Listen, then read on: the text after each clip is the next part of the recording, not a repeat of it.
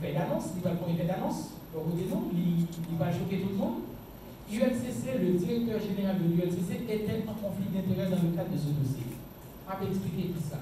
Ce conflit d'intérêt s'explique par quoi? C'est regrettable. L'ULCC est mon avocat. Donc, pas oublier que le directeur général de l'ULCC, pour qui j'ai beaucoup de respect, il est propriétaire d'un cabinet d'avocats qui est Expertus firme d'avocats. Ce cabinet, jusqu'à présent, l'incarne sur les réseaux sociaux et même dans l'acte officiel, parce que c'est ce cabinet qui représente les intérêts de Mme Martine Moïse, dans le cadre du dossier de Jovenel Moïse. Et le cabinet, ça, il a publié des publications de diffusion sur les réseaux sociaux, nous toujours que l'a honoré par des notes élogieuses envers son directeur général, c'est que le directeur général du cabinet, c'est M.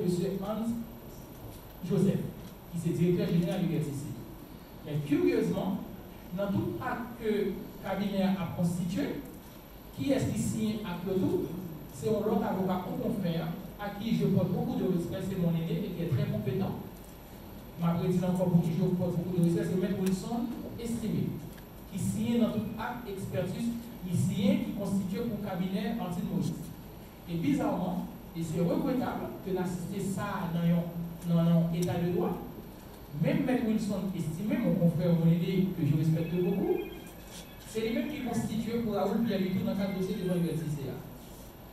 Automatiquement, pour la crédibilité de l'enquête, pour la sincérité de l'enquête, et aussi pour le respect de l'état de droit, le directeur général de l'ULCC aurait dû se déporter de ce dossier. Pour dire, écoutez, enquête n'a pas crédible encore. L'impact de crédibilité va dire que le directeur général aurait été soudoyé. Ce n'est pas ça qu'il dit. Parce que, il y a un conflit d'intérêt. Et qui ça conflit d'intérêt? Conflit d'intérêt, c'est les deux. Ou bien une opposition entre deux intérêts. C'est deux intérêts opposés parce que le directeur général lit un intérêt privé par rapport parce qu'il y a une collaboration libérale régulière avec les personnes estimées qui en opposition avec mon intérêt privé à moi-même client non parce que donc conflit d'intérêt qui est avéré parce que le conflit d'intérêt pas bien le conflit d'intérêt est d'ordre public. Le conflit d'intérêt on y a des gens qui vont dire mais le directeur général est en incompatibilité. Il va avocat encore mais non c'est pas ça. Parce que le conflit d'intérêt, le secret professionnel et le conflit d'intérêt s'étend à l'ensemble du personnel du cabinet. Même le c'était un 5 secrétaires qui était dans le cabinet M. Hans Joseph, en fait, dans le cabinet expertise et FIMNA, on 5 secrétaires. Si 5 secrétaires, ça c'était un proche M. Raoul Pierre, automatiquement M. Hans Joseph, Philippe Joseph, est supposé déporter le dossier parce que le conflit d'intérêt avéré. Maintenant, et là encore, en tout état de cause, quel que soit le conflit d'intérêt retenu par le parquet ou pas, de toute façon, tout le monde connaît que le commissaire du gouvernement, l'actuel commissaire du gouvernement près du tribunal de première instance, M. Lionel Constant Boucoin, donc lui représenté pour garantie pour la justice en Haïti, en tout cas au niveau de la juridiction de Port-au-Prince. Ça m'a quoi là-dedans? La comprendre qu'il connaît, il maîtrise même mieux passer à Boucayo, la notion de conflit d'intérêt. En tout état de cause, par effet extraordinaire, on a dit que le parquet ne retiendra pas la notion de conflit d'intérêt qui est de public à l'encontre du directeur général de l'ULCC. L'État d'Estérésie n'a pas apprécié de cela, l'a examiné. Et là encore, nous relevons notre fait qu'il gagne pas aucune infraction pénale à l'égard de conseiller président Emmanuel Bertiller. Pour qui ça? L'ULCC lit seulement cantonné dans une observation personnelle pour dire qu'il y a un échange entre Emmanuel Bertiller avec M. Raoul Pierre.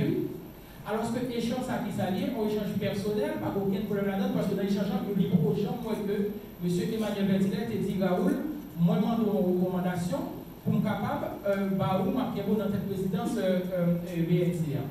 Si pas de demande de contrepartie, pas rien, pas de corruption.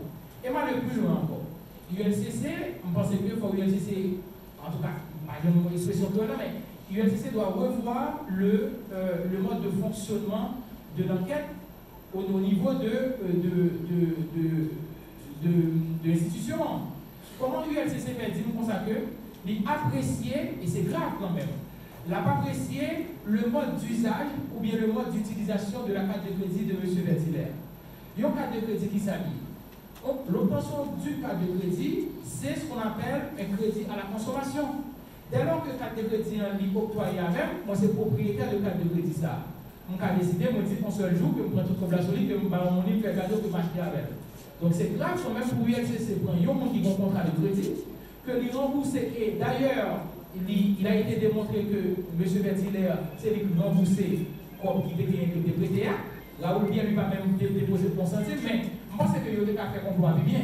Il était supposé faire pendant l'enquête là, pour déposer comme sous compte et sous carte de crédit M. Vertilaire. Malheureusement que les gens font complot fait toujours mon bagage pour faire qu'il faut qu'on la non encore.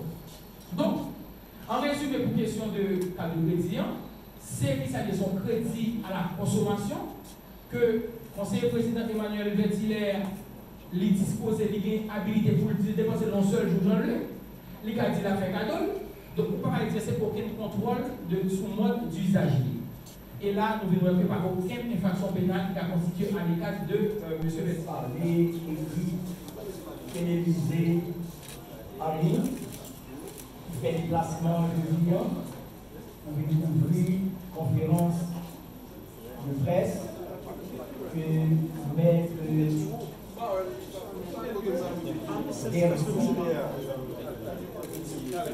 allez, continuez. Bon, nous allons faire lumière sur question que je connais. Play no Calix. Mais avant, nous avons aimé un bagage qui est important. Qui ça lié? Il y a droit, il y a justice. Il y a droit, il y a justice. Il y a justice, son bagage institutionnel. Il y a justice divine. Et nous, tout haïtiens, nous avons une justice morale. Mais justice, le politique, Jean-Sigmund Freud dit, et pas Sigmund, non, il m'a perdu à la licence, l'autre. Jean dit, il dit la justice, le politique, il pas bail en quelle garantie. C'est ça que fait. Les hommes de droit qu'on a, ont toujours intervenu, les politiques sortis pour bail justice. Je dis là, dans une situation politique que tout le monde est chaotique, nous n'avons pas besoin de faire de littérature, je dis pour ça. Mais ça, nous devons comprendre. Dieu remarque qu'en plus le monde passe.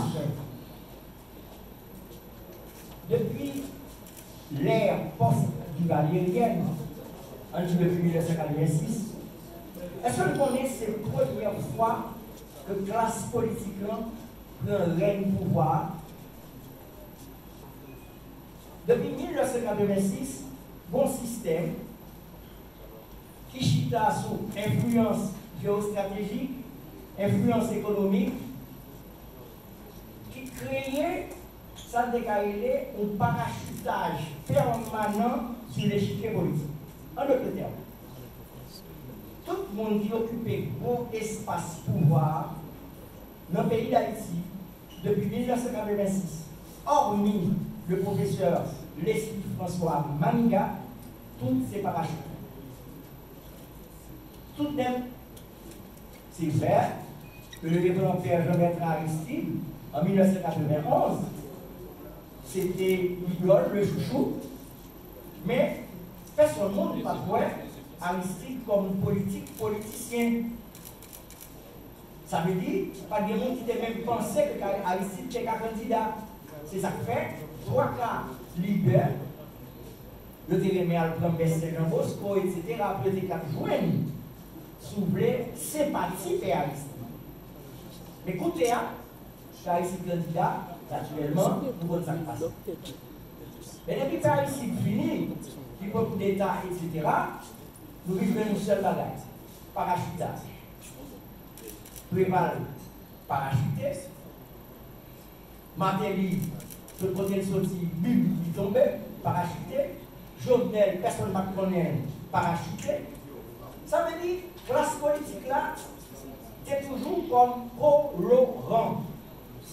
Ils utilisent soit pour faire la galerie marché, soit pour plaire à certains intérêts, inavoués et inavouables, mais en fait, ils n'ont pas jamais occupé tête pouvoir. Je dis, au concours de circonstances, fait que c'est classe politique même qui occupait tête pouvoir, à savoir que le sorti dans la famille La Malasse, petit Dessalines, que le sorti dans Mopol, que le sorti dans 37, 30 janvier, etc., sont une coalition d'hommes et de femmes politiques qui, je dis, dans tête pays. Quel problème ça pose? Ça pose un problème pour le système.